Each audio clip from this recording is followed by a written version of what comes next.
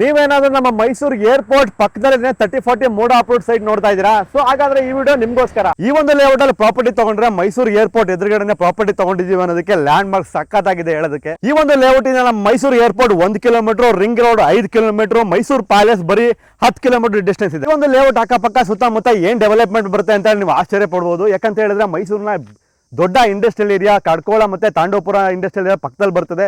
ಮತ್ತೆ ಇನ್ನೊಂದು ಅಡ್ವಾಂಟೇಜ್ ಇದೆ, ಮೈಸೂರು ಏರ್ಪೋರ್ಟ್ ಜಸ್ಟ್ 1 ಕಿಲೋಮೀಟರ್ ಅಷ್ಟೇ. ಈ ಲೇಔಟ್ ಅಕ್ಕಪಕ್ಕ ಸುತ್ತಮುತ್ತ ಹೇಗೆ ಫೀಲ್ ಆಗುತ್ತೆ ಅಂತ ಹೇಳಿದ್ರೆ ಒಂದು ಒಳ್ಳೆ ಫಾರ್ಮ್ ಹೌಸ್ ಕಟ್ಟಿ ಒಂದು ಎಕರೆಯಲ್ಲಿ ಲ್ಯಾಂಡಲ್ಲಿ ವಾಸ ಇರುತ್ತಲ್ಲ, ಸೊ ಅದೇ ರೀತಿ ಫೀಲ್ ಆಗುತ್ತೆ. ಸುತ್ತಮುತ್ತ ಒಂದು ಒಳ್ಳೆ ಒಂದು ಫಾರ್ಮ್ ಹೌಸ್ ಎನ್ವೈರನ್ಮೆಂಟ್ ಇದೆ. ವೆಲ್ಕಮ್ ಟು ಭೀಮಾ ಮೃಗಶಿರ 30-40 ಮೋಡ ಅಪ್ರೂವ್ಡ್, ರೆಡಿ ಫಾರ್ ರಿಜಿಸ್ಟ್ರೇಷನ್.